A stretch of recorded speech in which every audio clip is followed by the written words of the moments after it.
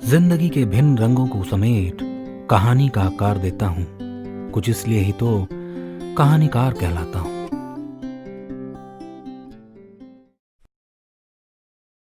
मित्रों, हमारी कहानियां सुनने के लिए हमारा चैनल सब्सक्राइब जरूर करें और याद रहे बेल आइकॉन दबाना ना भूलें। मित्रों, सुना रहा हूं रहस्य और थ्रिल से भरपूर कहानी द मैडमैन भाग 3। भाग 1 और 2 में आपने सुना वियना में एक सरफिरा आदमी जिसे लोग मैडमैन कहने लगे थे लगातार लोगों की हत्याएं करता जा रहा था। और तब यह केस फेमस डिटेक्टिव बुमरा को दिया जाता है। बुमरा अभी तक उन हत्याओं को रोकने में नाकामयाब थे। लोगों का कहना था कि उन्होंने उस सरफिरे आदमी को एक ही समय पर कई जगह देखा है, लेकिन जब वो इस केस की गहराई तक जाते हैं तो पता चलता है वो सिर्फ म्यूजिशियंस को ही मार रहा है और उसका अगला शिकार ब्रैड गिलबर्ट और एलन गॉर्स हैं, जो ठीक उसी रात उसी थिएटर में परफॉर्म कर रहे थे जहां बुमरा की मुलाकात उस मैडमैन से हुई थी। जब सैम और बुमरा उस थिएटर के बाहर पहुंचते हैं तो पाते हैं पूरा थिएटर अंधेरे में डूबा है और अंदर से म्यूजिक की आवाज आ रही है। अब आगे की कहानी। अंधेरे में डूबा म्यूजिकल थिएटर डिटेक्टिव बुमरा को यह साफ बता रहा था कि जल्द ही अंदर कुछ भयानक घटने वाला है। पर तुम्हें यकीन कैसे है कि अंदर की लाइट काटी गई है? यह भी तो हो सकता है कि कोई फॉल्ट हो जिसकी वजह से लाइट चली गई हो। सैम ठहरा उस बड़े दरवाजे को ताकने लगा जहां से थिएटर में एंट्री ली जाती थी। वहां ऊपर थिएटर के ऊपरी हिस्से से मैंने खिड़की से हमारी ओर किसी को झांकते देखा और जैसे ही उसने हमें देखा वहां से तुरंत गायब हो गया। Let's move fast. वो मैडमैन अंदर ही है। बुमरा और सैम ने रफ्तार पकड़ते हुए उस बड़े दरवाजे को पूरी ताकत से धक्का मार खोल दिया। दरवाजा खुलते ही अंदर से आ रही म्यूजिक की आवाज एकदम से बंद हो गई। दरवाजे की आवाज सुनते ही लोगों ने अपने अपने मोबाइल की फ्लैश लाइट डिटेक्टिव और सैम की ओर कर दी। बुमरा ने अपनी आंखों को रोशनी से बचाते हुए सबको अपनी जगह बैठे रहने की गुजारिश की। यहां किसी की हत्या होने वाली है और हत्यारा आप लोगों के बीच ही मौजूद है। Please be seated. डिटेक्टिव कुछ और बोलते थिएटर की लाइट फिर से आ गई, पर रोशनी के वापस आते ही लोगों की चीख ने हर तरफ खौफ का माहौल बना दिया। सामने स्टेज पर 2 व्यक्तियों की लाशें पड़ी थी। दोनों खून से लथपथ थे, लेकिन सब हैरत में तब पड़ गए जब स्टेज के एक कोने पर उन्होंने एक व्यक्ति को पियानो के सामने बैठा पाया। वो व्यक्ति 3 पीस सूट में था और उसकी लंबी बड़ी दाढ़ी थी। उसने मुस्कुराते हुए सबकी ओर देखा, फिर पियानो बजाने लगा। देखने वाली बात यह थी कि उसके हाथ खून से रंगे थे। जैसे जैसे वो पियानो बजा रहा था उसकी उंगलियों पर लगा खून पियानो पर लगता जा रहा था। कुछ देर संगीत बजाने के बाद वो उठ खड़ा हुआ। संगीत हर किसी के बस की बात नहीं। जो वास्तविक है वो संगीत है। जो अमृत है वो संगीत है। जो अपनी तरंगों के साथ किसी को जीवंत कर उठे वो संगीत है। लेकिन जब वही संगीत मैला हो जाए तो उसका मिट जाना ही ठीक है और संगीतकार उसकी मृत्यु सुनिश्चित है। उसकी बात खत्म होते ही एक एक कर वहां लगी लाइट्स फूटने लगी।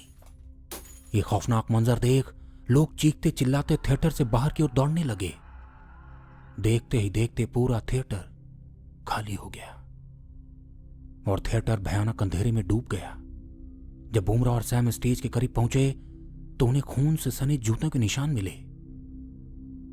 कहां गया वो आदमी? ऐसे कैसे कोई गायब हो सकता है? और कहीं ये दोनों ब्रैड गिलबर्ट और एलन गॉर्स तो नहीं?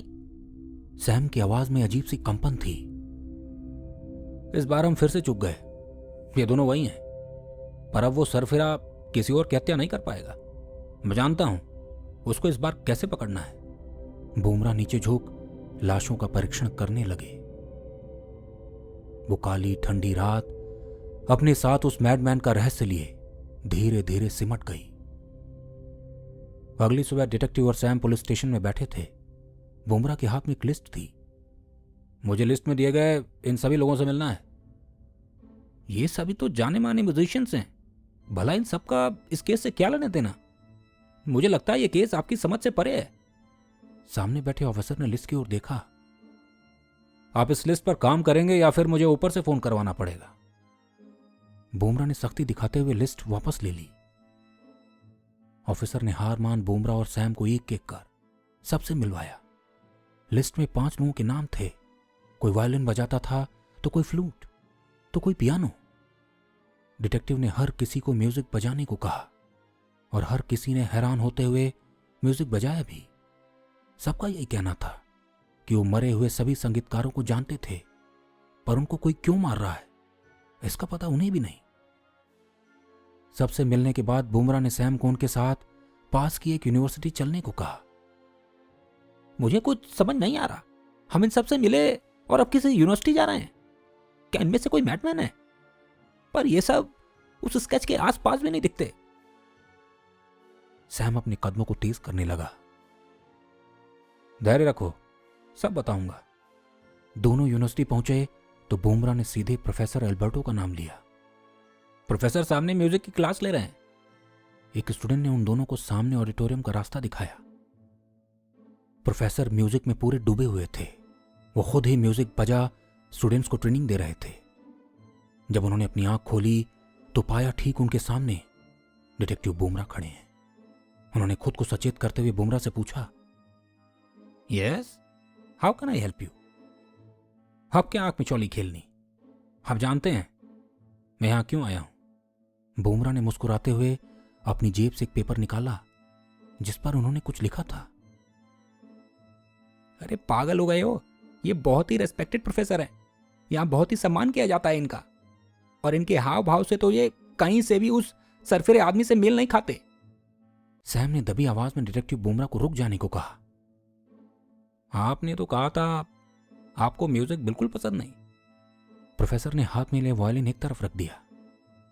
मैंने कहा था मुझे म्यूजिक में कोई खास रुचि नहीं, लेकिन यह कभी नहीं कहा था कि मुझे म्यूजिक बिल्कुल पसंद नहीं। You are under arrest. तभी पुलिस की टुकड़ी भी वहां आ गई। मैंने शायद आपको हल्के में ले लिया, पर जाते वक्त ये तो बता दो कैसे? प्रोफेसर ने उठकर खुद ही अपने आप को पुलिस के हवाले कर दिया। वो छोटा क्लब जहां कल आप म्यूजिक बजा रहे थे। बुमराह ने अपनी नजरें प्रोफेसर पर टिका दी। लगभग 1 घंटे बाद बुमराह और सैम उसी म्यूजिकल थिएटर के बाहर बैठे थे जहां डिटेक्टिव की उस मैडमैन से पहली बार मुलाकात हुई थी। ठंड अब बढ़ चली थी। अब बताओगे तुम्हें कैसे पता लगा ये प्रोफेसर ही सबको मार रहा है? सैम ने खुद को अपने बड़े कोट से ढक लिया। हर म्यूजिशियन का संगीत बजाने का अपना एक तरीका होता है, खास तौर पर तब जब वो महान संगीतकारों में होते हैं। प्रोफेसर वेस्टर्न क्लासिकल म्यूजिक के लिए जाने जाते थे, और जब मैं पहली बार उनसे मिला था तो वो ऑर्केस्ट्रा का नेतृत्व कर रहे थे। लेकिन जब मैं थिएटर से बाहर निकल तुम्हारी बताई जगह पर आ रहा था तो एक छोटे क्लब में मैंने वही म्यूजिक दोबारा सुना, पर वहां सिर्फ एक ही इंस्ट्रूमेंट से कोई वही संगीत बजा रहा था। मुझे वहां शक हुआ, पर उस क्लब वाले व्यक्ति की ना तो दाढ़ी थी और ना ही उस तरह की वेशभूषा।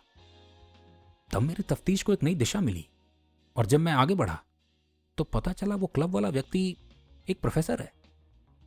और हां, जब मैं गलियों से गुजर रहा था तो कुछ घरों की खिड़कियों से लोग मुझे देख रहे थे, और मैंने उसी समय पेपर पर उन घरों को मार्क कर लिया था। और जानते हो वो घर किसके थे? किसके? वही 5 म्यूजिशियंस जो मेरी लिस्ट में थे और जिनसे हम मिले थे। वो 5 प्रोफेसर के स्टूडेंट्स थे, और वो उस ऑर्केस्ट्रा में मौजूद थे जब मैडमैन यानी प्रोफेसर उसका संचालन कर रहे थे। मैंने उस दिन बारीकी से हर म्यूजिशियन को म्यूजिक बजाते देखा था। मैं जानता था वही मेरा मौका है, और अगर मैं चूका तो फिर उनको पकड़ पाना मुश्किल है। पर सबने देखा वो एक ही साथ कई जगह मौजूद होता था। यहीं तो उसने अपना दिमाग लगाया था। उसने मैडमैन का एक अस्तित्व बनाया, उसको एक वेशभूषा दी, और फिर अपने स्टूडेंट्स को ठीक वैसे ही वेशभूषा पहनाकर एक साथ कई जगह एक ही समय पर भेज देता था। वो उनको एक ही जैसे चलने की ट्रेनिंग भी देता था, और जब लोग उनको देखते थे तो उन्हें लगता था वो एक ही साथ कई जगह मौजूद है। वाह, क्या दिमाग लगाया है। हमें लगता था उसकी दाढ़ी है, वो सूट में रहता है, जबकि वो आम लोगों के बीच आम व्यक्ति बनकर अपना काम करता जा रहा था। पर वो लोगों की हत्याएं क्यों कर रहा था? और तुम्हें कैसे पता चला कि उसका अगला शिकार ब्रैड गिलबर्ट और एलन गॉर्स हैं? उसे वेस्टर्न क्लासिकल म्यूजिक से बहुत लगाव था और वो बाकी म्यूजिक को फालतू मानता था। वो ये समझता था कि क्लासिकल म्यूजिक को बचाना और उसकी ओरिजिनलिटी को बनाए रखना उसकी जिम्मेदारी है। इसलिए जब कोई संगीतकार पॉप या मॉडर्न म्यूजिक का फ्यूजन क्लासिकल से करता था तो उसको वो म्यूजिक का अपमान मानता था और उन्हें मार देता था। उसने अपने 5 स्टूडेंट्स का इस कदर ब्रेन वॉश किया था कि वो भी ये मान बैठे थे कि क्लासिकल म्यूजिक को बचाना ही उनकी जिम्मेदारी है। जब मैंने थोड़ी और छानबीन की तो मुझे पता चल गया था कि ब्रैड गिलबर्ट और एलन गॉस उस दिन फ्यूजन म्यूजिक बजाने वाले हैं। चलो, अब एक नया केस आया है। सुना है मरे हुए लोग लौट आए हैं। बुमराह अपने दस्तानों में कुछ बर्फ समेट आगे की ओर बढ़ चले।